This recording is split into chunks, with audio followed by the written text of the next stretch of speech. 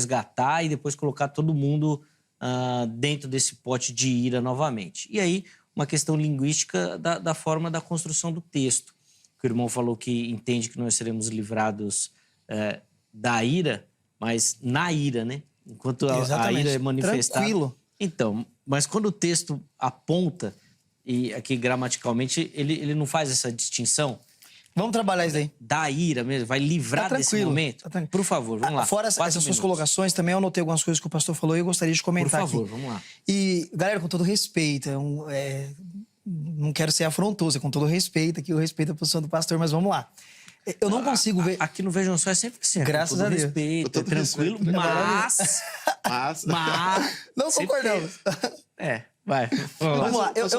Desculpa, mas a questão de não concordar é fruto. É maravilhoso, né? Porque imagina se todo mundo pensasse igual. Exatamente. Lidasse igual com o mesmo assunto. Aqui mesmo no programa hoje nós temos 3 pensamentos distintos. Aqui eu não posso falar o meu, né? Porque aqui eu só tô mediando. Vai, vamos lá, Wesley. Vamos lá. Primeiro eu quero comentar aqui que o pastor falou sobre arrebatamento e sobre a vinda do Senhor, tá? Daqui vai ser muito tranquilo trabalhar. Eu não consigo ver em nenhum texto do Novo Testamento, nem Jesus ou algum dos apóstolos ensinando que Jesus voltaria 2 vezes. Né? Voltaria uma vez para a igreja, outra vez para Israel. Isso daí não tá na escritura, isso daí. Isso daí eu entendo que é uma imposição ao texto, né? Aí você vai geralmente conversar com os pré-tribulacionistas, né? A argumentação é o seguinte: mas Jesus fala que vem de um jeito, Paulo fala que vem de um jeito e João fala que vem de outro jeito. Então, o raciocínio que dá para chegar é que estão falando de vindas diferentes. Eu não entendo isso, que são vindas diferentes. Eu entendo que são colocações daquilo que eles receberam de forma diferente, falando dos apóstolos, tá? Exemplo, um evangelho fala que era 2 endemoniados em Gadara, outro fala que era 1. Daqui, mais ou menos, vou dar um exemplo aqui. Daqui 5 anos, se alguém perguntar aqui como é que o Wesley estava naquele dia no programa vestido, eu entendo que é uma perspectiva de visão. O pastor vai falar, não, ele estava com o microfone desse lado, e quem estava falando, eu não sei onde estava o microfone, porque eu não estou vendo. Porque ele viu de um jeito e o outro viu do outro. Então eu entendo que eles falam do mesmo evento, que a vinda é uma só, não existe texto que mostre 2 vindas. Cristo não prometeu voltar 2 vezes, então o arrebatamento ele acontece uma única vez. Não vamos achar aí essa ideia de 2 vindas. E quando o pastor citou aí o texto aí sobre arrebatamento ou sobre a vinda do Senhor, que aí vai ter a ideia aí de harpados ou parousia, tem um texto muito interessante que é os Hebreus capítulo 9, verso de número 28. Olha o que o escritor diz: assim também Cristo, oferecendo-se só uma vez para levar os pecados de muitos, aparecerá segunda vez sem pecado aos que o esperam. Dentro da visão pré-tribulacionista, entende que ele não aparece, que é um rapto secreto, um rapto ali que ninguém vê, e só a igreja se encontra com ele. Mas o texto diz que a segunda vez que ele vai aparecer é visível, ele aparece visivelmente. E é isso que ele diz em Mateus 24, verso de número 29, Atos dos Apóstolos, capítulo 1, verso 11. Os próprios anjos, eles olham para os discípulos e falam o seguinte: esse mesmo Cristo que vocês estão vendo subir, ele vai voltar da mesma forma que viste. Como é que ele foi? Invisivelmente, secretamente, sem ninguém ver? Ele foi à vista de todos. Apocalipse capítulo 1, verso 7, que é o livro que vai demonstrar como que vai acontecer o final de todas essas coisas. Como é que está escrito lá? Eis que ele vem sobre as nuvens e todo olho o verá. Então a volta de Jesus, ela é visível, não tem para onde correr. Ele não ensinou que voltará 2 vezes, é um evento único. Eu entendo que os apóstolos, cada um escreveu com uma perspectiva diferente daquilo que recebeu. Isso daí acho que para mim é um ponto tranquilo. Mais uma vez eu quero concordar com o pastor e respondendo também a sua indagação.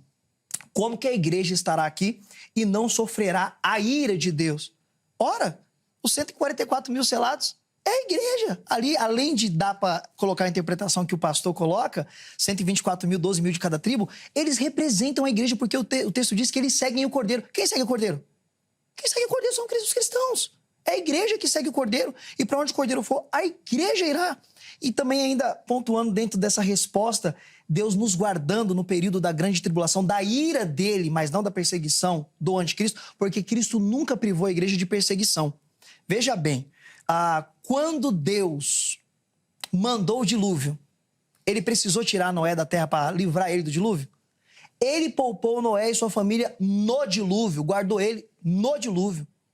Quando Deus mandava as pragas no Egito, as pragas, elas eram enviadas no Egito, mas não entrava na tenda dos hebreus, mas entrava na tenda dos egípcios. Ele não precisou tirar o povo para mandar as pragas. Mandou as pragas com o povo lá e poupou o povo. Então, Deus não precisa tirar para nos guardar. Está escrito no texto de Apocalipse.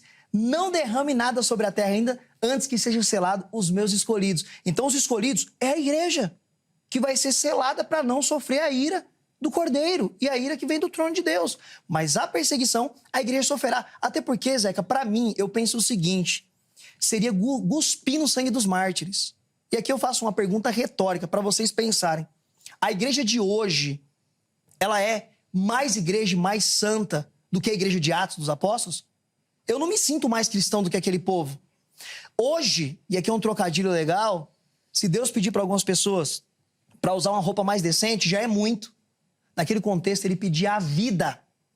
Cristãos eram mortos no Coliseu. Crianças arrancadas dos braços das mães por bestas feras famintas e não negavam o nome de Jesus. E Deus, Jesus, não poupou essa igreja dessas tribulações, dessas perseguições.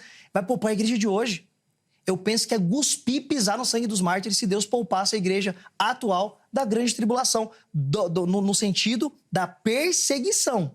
Está claro, Apocalipse, capítulo 3, 13, verso número 7. O poder que o dragão dá à besta que sobe do mar, que é o anticristo, é para perseguir a igreja e vencer os santos no sentido de matar. Então, a igreja estará aqui. Eu espero ter respondido satisfatoriamente a pergunta dos queridos irmãos. Sim, respondeu sem dúvida. E vou devolver, então, a palavra aqui ao pastor Ronaldo. Vou só reforçar esse questionamento, mas óbvio que o irmão tem outros pontos aí a comentar. Que é um argumento que é muito usado, né? Desse sentido também lógico, né? Vai poupar a gente por quê? Se não poupou aqueles que talvez fossem mais santos ou estivessem mais próximos do evangelho. Por favor, pastor. Então, Zeca, Deus não faz acepção de ninguém, né? Nem de pessoas na época que nós estamos vivendo, e muito menos daquela questão de Deus ter os seus... que é uma coisa que às vezes eu até combato um pouco, pastor Léo, aquela questão de Deus tem os seus queridinhos, Deus tem os seus xodós. Pô, então Deus faz acepção. Então, se a gente acreditar nisso, né, então a gente vai acreditar que Deus faz acepção de pessoas, e Ele não faz, né? Quando eu penso nisso que o pastor Wesley colocou, muito bem colocado, dessa questão de tipo, então, por que Deus vai poupar um e não vai poupar o outro? Quando me fazem essa pergunta, e eu já fui questionado às vezes acerca desse assunto, eu sempre gosto de olhar para as 10 virgens, né? Eram quantas virgens? 10 virgens. Quantas tinham azeite? As 10 tinham azeite, né? Mas quantas tinham reservas? Somente 5. Quantas se encontraram com o noivo? Somente 5 se encontraram com o noivo. E a porta se fechou, né? Então, quando eu olho para isso daqui, o Zeca, pastorais, você que está em casa, eu começo a imaginar o seguinte, e aí eu questiono até você que é cristão que está em casa, questiono a mim, questiono a nós que estamos aqui no estúdio, como está o nosso nível de fidelidade a Deus, né? Porque quando eu vejo o Senhor tendo as 10 virgens, né, todas com azeite, mas eu vejo só 5 com a reserva de azeite, eu vejo uma igreja que é fiel a Deus, eu vejo uma igreja que está ouvindo Deus, eu vejo uma igreja que está vendo Deus como Pai, e eu vejo uma igreja que não está preparada, né? Então, se eu afirmo que esta igreja aqui, representada pelas 10 virgens, passa pela grande tribulação, eu estou falando o seguinte, então hoje, não importa se você vai ser fiel ou não, você vai ser provado do mesmo jeito. Então, o porquê dessa fidelidade hoje a Deus aqui, sabe, se ele não vai cumprir aquilo que ele mesmo está dizendo na palavra, que ele vai me poupar dessa tribulação, né? Então, eu vejo aqui essa questão. O Senhor, sim, ele vem arrebatar uma igreja fiel a ele, que deu ouvidos a ele, que guardou a palavra. A própria Bíblia vai dizer, porque guardaste a minha palavra, eu te guardarei do dia da tribulação. Então, essa fidelidade dessa igreja aqui representa essa igreja que vai ser arrebatada. Essa igreja aqui, pastor Isaac, ela não vai ser desprezada. Ela vai ter essa segunda chance. E aí que vem a questão da grande tribulação. Essa falta de fidelidade aqui vai fazer com que essa igreja seja purificada como ouro no fogo, para poder encontrar novamente o Senhor, quando ele voltar a essa terra. Posso... Claro, tem mais um tempinho. Jesus ele não volta duas vezes, pastor Wesley. São dois eventos totalmente distintos um do outro. Ele não, a volta do Senhor não se dá em duas vezes. A volta de Cristo é uma coisa e o arrebatamento é outra coisa, né? Arrebatamento foi aquilo que eu expliquei que Paulo falou na carta aos Tessalonicenses. Não é ele que vem, é nós que vamos. A volta de Cristo já é um outro evento totalmente diferente, aonde ele descerá aqui, pisará no Monte das Oliveiras, vai fender a terra para poder julgar aqueles que passaram pela grande tribulação. Quero comentar. Não, e vai ter oportunidade. Concluiu, pastor? Concluí. Boa. Claro que vai poder comentar, Wesley. Inclusive, antes do comentário, o irmão defende, depois da tribulação, a volta de Cristo, sem necessariamente um arrebatamento da igreja. O arrebatamento acontece na volta dele, Apocalipse 19. Mas daí já numa volta visível já. Visível. Aí, é um evento só. Naquela fração de segundos, tudo se resolve. Eu vou comentar. Essa bom, que todo eu olho queria verá. comentar as 10 virgens, só que eu quero ficar no Apocalipse. Não queria muito, eu não faço a interpretação do pastor. As 10 virgens ali não é igreja, é Israel, tá muito claro aquilo ali. Mas deixa pra outro... Eu quero ir pro Apocalipse, eu quero ir pro texto. Tá bom, vai. Mas aí, Se sobrar tempo, não, marca você pra mim volta falar lá. sobre as 10 virgens. Né? Tá bom. Porque o noivo tá entrando, o noivo já entra com a noiva, elas são as acompanhantes, faz parte do cortejo. falando já Não, Não, vamos pro Apocalipse. Bom, vamos lá. Eu quero voltar ainda pro contexto dos santos dentro do Apocalipse, que é o tema aqui do nosso debate. Dentro do Apocalipse, a palavra hagios aparece aí 16 vezes. E essas 16 vezes, 98%, aponta diretamente para a igreja. E eu vou ler alguns textos que aparece o termo ali, santos, né? E eu queria muito que o pastor comentasse esses textos. E até agora eu estou esperando o pastor fazer um comentário que sempre vem do pré-tribulacionismo, mas ele não fez ainda, ele não citou esse texto, eu não sei se ele vai citar, eu vou falar aqui. Que aí eu também já, se ele quiser falar também, que seria a ideia ali que sempre é empregada, que a palavra eclesia não aparece do capítulo 4 para frente, que é a palavra atribuída para a igreja, chamados para fora, né, só aparece do 2 ao 3, e sempre é um argumento usado, e eu estava esperando o pastor usar, e talvez ele não ia usar, e eu queria muito comentar sobre isso. Eu entendo que esse argumento, Zeca e pastor, com todo respeito, é um argumento de falsa equivalência. Por que falsa equivalência? No capítulo 2 e 3 é eclesia, e para frente não aparece mais, então a igreja não está ali, porque é pela falta da ausência do termo eclesia. Mas o apóstolo João não se refere à igreja apenas com esse termo.